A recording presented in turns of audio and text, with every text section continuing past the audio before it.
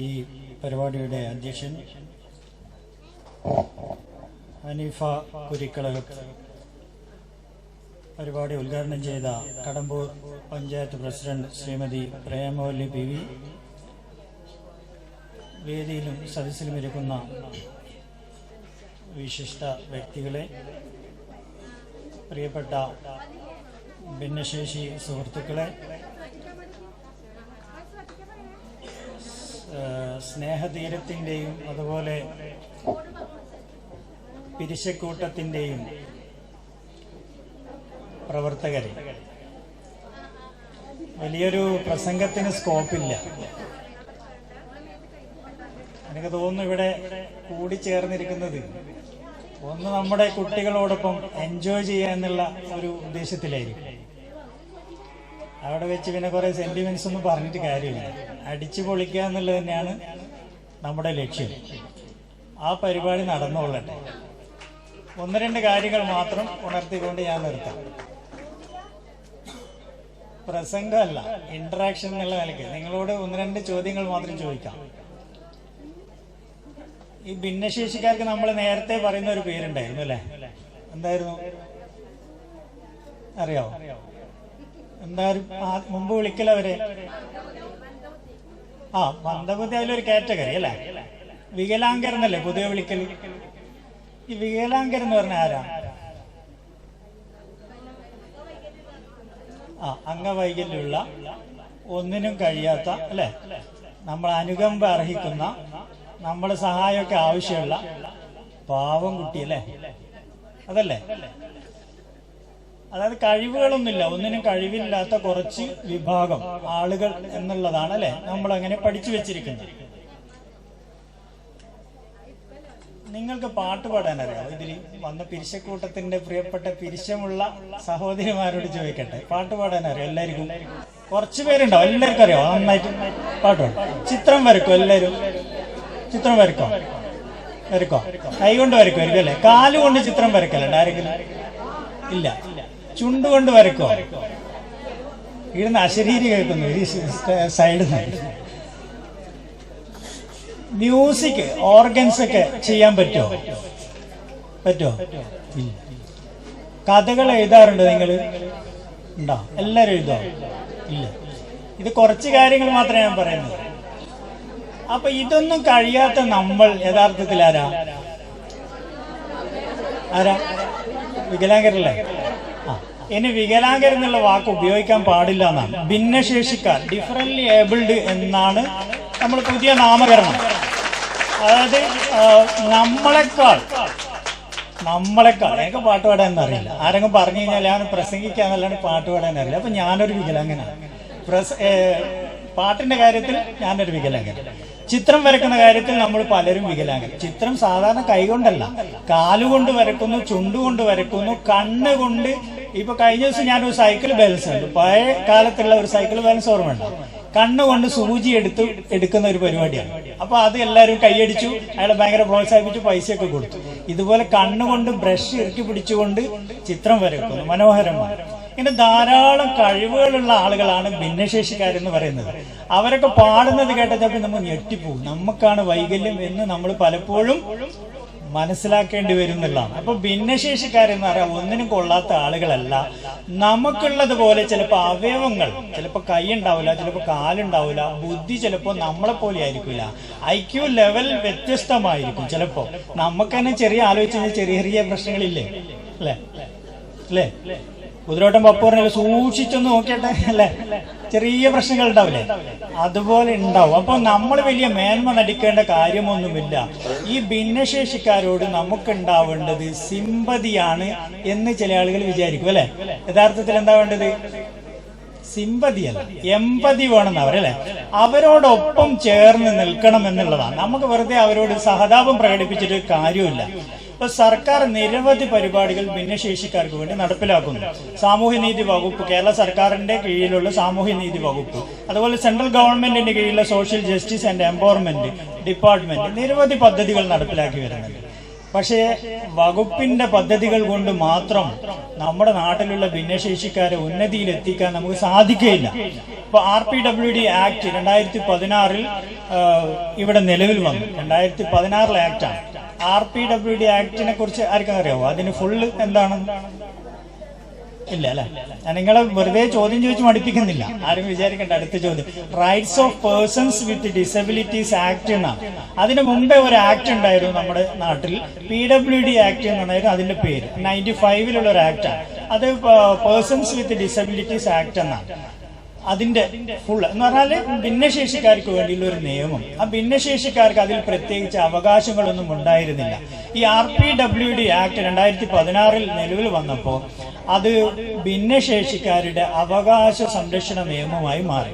ഭിന്നശേഷിക്കാർക്ക് നമ്മളെപ്പോലെ തന്നെ തുല്യ അവകാശങ്ങൾ എല്ലാ മേഖലയിലും നൽകുന്ന ഒരു ആക്ടാണ് 2016 ഇവിടെ ഉണ്ടായത് എന്നുള്ളതാണ്. ഇപ്പൊ 2016 ഉണ്ടായ ആക്ട് പ്രകാരം നമ്മളെപ്പോലെ വിദ്യാഭ്യാസ സ്ഥാപനങ്ങളിൽ പോയി പഠിക്കാൻ അവർക്ക് അവകാശമുണ്ട്, നമ്മളെപ്പോലെ ജോലി ചെയ്യാനുള്ള അവകാശമുണ്ട്, പാട്ട് പാടാനും കലാപരിപാടികളിൽ പങ്കെടുക്കാനും സ്പോർട്സിൽ പങ്കെടുക്കാനും അതുപോലെ എന്തൊക്കെ കാര്യങ്ങൾ നമ്മൾ ചെയ്യുന്നുവോ ജോലി ചെയ്യാൻ, അങ്ങനെ എല്ലാ കാര്യങ്ങൾക്കും അവർക്ക് അവകാശമുണ്ട്. ഈ അവകാശം നിഷേധിക്കുക എന്ന് പറഞ്ഞാൽ അത് ഒരു കുറ്റകൃത്യമായി മാറുന്നു. അപ്പൊ അവിടെ അങ്ങനെ എന്തെങ്കിലും ചെയ്തു കഴിഞ്ഞാൽ നമുക്കെതിരെ ശിക്ഷാ നടപടികൾ എടുക്കാൻ ഈ RPWD ആക്ടിൽ വകുപ്പുണ്ട് എന്നുള്ളതാണ് നമ്മളൊരു ചെറിയൊരു അറിവിന് വേണ്ടി ഞാൻ പറഞ്ഞു എന്നുള്ളൂ.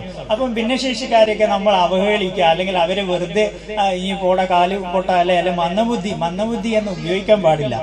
ആരോ പറഞ്ഞല്ലോ മന്ദബുദ്ധി. ഇന്റലക്ച്വൽ ഡിസബിലിറ്റി എന്നാണ് പുതിയ കാറ്റഗറി. 21ഓളം ഭിന്നശേഷി വിഭാഗങ്ങളുണ്ട്.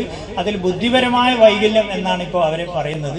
അങ്ങനെ മാത്രമേ പറയാവൂ. മന്ദബുദ്ധികൾ നമ്മളുടെ അടുക്ക് പല ആളുകളുണ്ടാവും, അവരെ വിളിക്കുന്നതോട് പ്രശ്നമൊന്നുമില്ല, അത് നമ്മൾ സാധാരണ പറയാം. പക്ഷെ ഭിന്നശേഷിക്കാരോട് നമ്മൾ ആ രീതിയിൽ പറയാൻ പാടില്ല എന്നില്ല.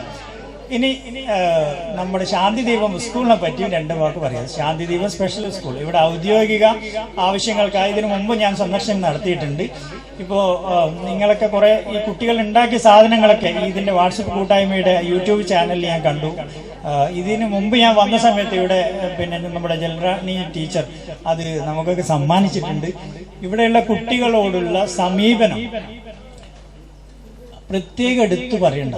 നമ്മളിപ്പം ഭിന്നശേഷിക്കാരെ കാണുമ്പോൾ നമുക്കൊക്കെ ഉണ്ടാവും അല്ലെ, ഒരു സഹതാപം അവരോടുണ്ടാവും. ഇനി ഏതെങ്കിലും ഒരു ഭിന്നശേഷിക്കാരനെ അല്ലെങ്കിൽ കാരിയെ അവരുടെ സ്വന്തം അമ്മ അല്ലെങ്കിൽ ഉമ്മ അല്ലെങ്കിൽ അച്ഛൻ അല്ലെങ്കിൽ ഉപ്പ ചെറുതായി ഒന്ന് മർദ്ദിക്കുന്നത് കണ്ടാൽ നമ്മളെന്താ പറയാ? ഒന്നും പാടില്ല അല്ലേ, പാവം കുട്ടിയല്ലേ, അവനെ അടിക്കാൻ പാടില്ല അല്ലേ, പറയില്ലേ? എന്നാൽ ഇതുപോലെ ഒരു കുട്ടി നമ്മളെ വീട്ടിലുണ്ടെങ്കിൽ നമ്മളൊന്ന് ആലോചിച്ച് നോക്കിയിട്ട് എന്തായിരിക്കും നമ്മുടെ അവസ്ഥ? അടിക്കാതിരിക്കാൻ പറ്റോ? ഇല്ല. കാരണം നമുക്കറിയില്ല, ആ കാറ്റഗറിയിൽപ്പെട്ട കുട്ടികൾ അവരെ കൺട്രോൾ ചെയ്യാൻ ഭയങ്കര ബുദ്ധിമുട്ടായിരിക്കും. ഇത് നിലവിൽ അങ്ങനെ ഒരു കുട്ടി വീട്ടിലുണ്ടെങ്കിൽ നമുക്ക് ആ പ്രയാസങ്ങൾ അറിയാൻ സാധിക്കും. അങ്ങനെയുള്ള കുട്ടികളെയാണ് നമ്മുടെ ഇത്തരത്തിലുള്ള സ്ഥാപനത്തിൽ രാവിലെ മുതൽ വൈകുന്നേരം വരെ ഈ നമ്മുടെ ടീച്ചർമാർ അവർക്ക് വേണ്ട പരിചരണങ്ങൾ കൊടുത്ത്, അവർക്ക് വേണ്ട ഭക്ഷണം വാരിക്കൊടുത്ത്, അവർക്ക് വേണ്ട വിദ്യാഭ്യാസം നൽകി, തൊഴിൽ പരിശീലനം നൽകി നമ്മൾ വീട്ടിലേക്ക് തിരിച്ചുവിടുന്നു. അപ്പൊ നമ്മൾ ഏറ്റവും അധികം അഭിനന്ദിക്കേണ്ട കാര്യം നമ്മുടെ ഈ ടീച്ചർമാരെ തന്നെയാണ് അല്ലെ.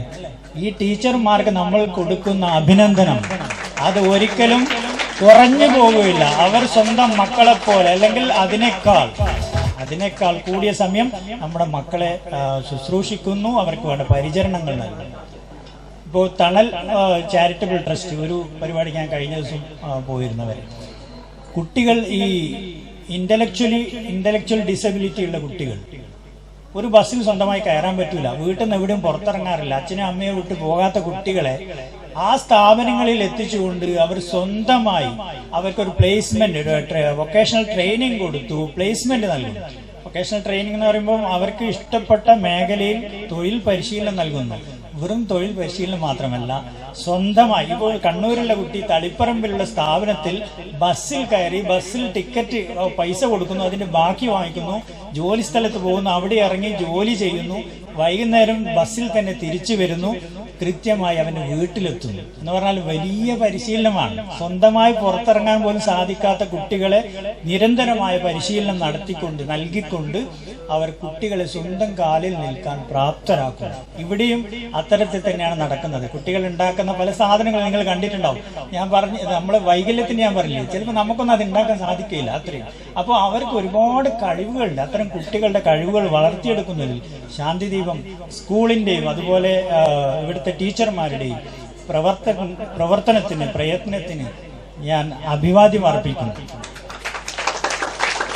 ഇനി അടുത്തതായി നിങ്ങളെ കാര്യമാണ് സ്നേഹതീരം, സിറ്റി സ്നേഹതീരം. ഇവിടെ വന്നപ്പോഴാണ് നമ്മുടെ ഹനീഫ് സാറ് പറഞ്ഞത് പിരിശക്കൂട്ടെന്ന് പറയുന്നത് അതിലുള്ള സ്ത്രീകളുടെ കൂട്ടായ്മയാണ്. അപ്പോൾ നിങ്ങളോട് ഏറെ പിരിശമുണ്ട് അല്ലെ? പിരിശം എന്ന് പറഞ്ഞാൽ സ്നേഹം എന്നല്ലേ പിരിശം. ആ പിരിശത്തോടു കൂടി ഞാൻ പറയുന്നത് പല വാട്സപ്പ് കൂട്ടായ്മകളുണ്ടാവും. ഈ വാട്സപ്പ് കൂട്ടായ്മ എന്ന് പറയാൻ കഴിയില്ല, വാട്സപ്പ് ഗ്രൂപ്പ് ഉണ്ടാക്കുന്നതിനെ അടിച്ചു പിരിയാൻ വേണ്ടിയിട്ടാണ് അല്ലെ?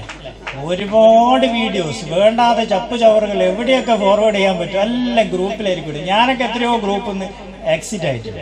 കാരണം ഒരു രക്ഷയില്ല. നമ്മൾ കണ്ട 5ഉം 6ഉം വീഡിയോ ഒക്കെ ആയിരിക്കും പല ഗ്രൂപ്പുകളിൽ നിന്നായിട്ട് നമുക്ക് എത്തിപ്പെടുന്നുണ്ടാവും. ഒരു രക്ഷയില്ല.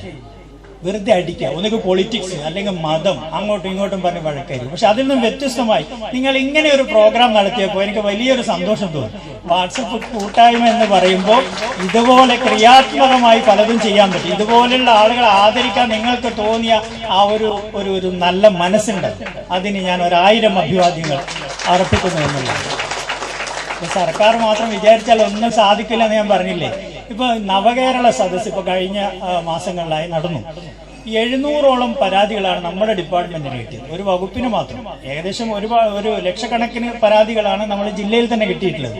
ഈ 700 പരാതികളിൽ ഏറിയ ഭാഗവും അസിസ്റ്റീവ് ഡിവൈസ്, അവർക്ക് വേണ്ട വിവിധ ഉപകരണങ്ങൾ സംബന്ധിച്ചായിരുന്നു എന്നുള്ളതാണ്.